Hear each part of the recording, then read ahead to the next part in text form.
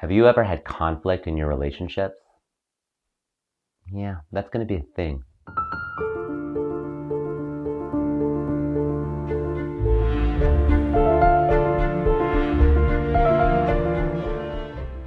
That was such a good dinner. Thank you so much for cooking. Oh yeah, you're welcome.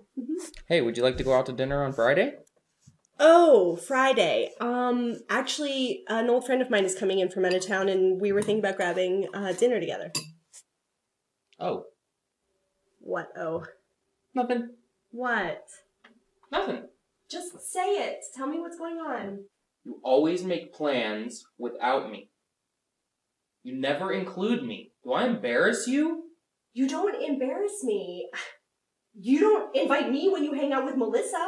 Melissa and I have been friends since high school. Oh, I know, yeah. She was your high school sweetheart. I've heard it a million times. I'm kind of over that story. I don't want to have this conversation anymore. Yeah, well, I'll just go out to eat by myself. All right. Why don't you go out to eat with Melissa? Yeah, I will.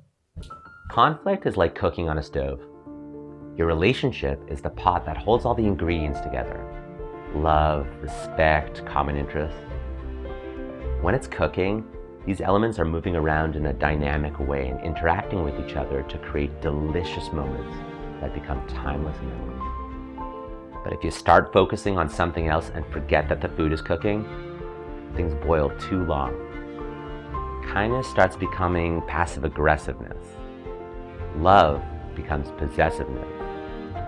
A passing comment becomes resentment. Pretty soon, the food is ruined and the pot is burned. It's going to take a lot of work to clean it up and get it back to where it was. Could have been attended to earlier. We tend to go through 4 phases of conflict.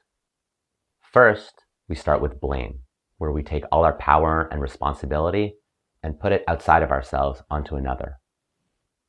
Second, we complain.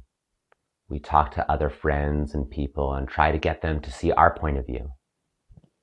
But no matter how thin you slice it, there's always 2 sides. Third, we resent. We sit and think on our own of all the reasons we're right and the other person is wrong. Finally, we explode. With all that pent-up anger, it finally gets released on the other person with predictable results. We want to be able to work through conflict because it's inevitable. It's going to happen in all of your relationships. It happens because people think and act differently and wish others would think and act like them. And that will never happen. As a culture, no one ever taught us conflict resolution. No one went to school or work on the first day where the boss or the teacher said, "Hey everyone, we're really glad you're here. We want you all to have a great and enriching time, and so the first thing we're going to teach you is conflict resolution so that you can better navigate this new and confusing environment." Rather than avoid conflict, which is really only possible if your relationship stays shallow, you can prepare for it and make a plan for when it comes up. This tool is called the conflict contract. Write down a series of questions that will get you back to a resourceful state of being. Some favorites I have are, what must this other person be thinking about me? Then you can ask, what would I do if I was thinking this about them? This will give you a shared reality. Next, ask, what's the most generous interpretation of this person's actions I can come up with? This puts us in a compassionate rather than a judgmental mindset.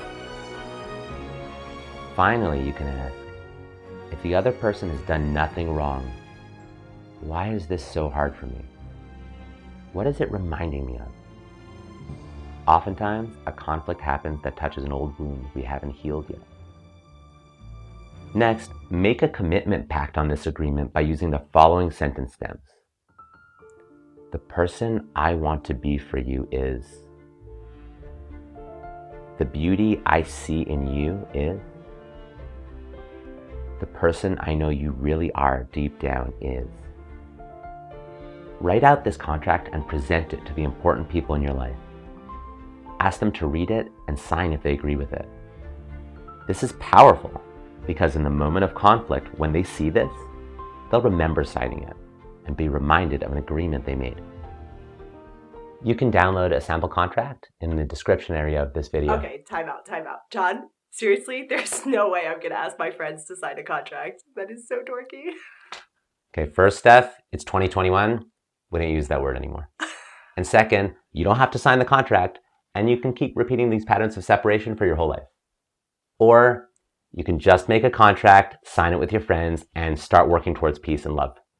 Tell your friend you care about the relationship enough to invest in it and prepare for the challenges. And have fun with it. Make your reminders and questions as beautiful as possible. Found this useful? Please like, comment, subscribe, and share. And let us know anything you'd like us to talk about in future episodes.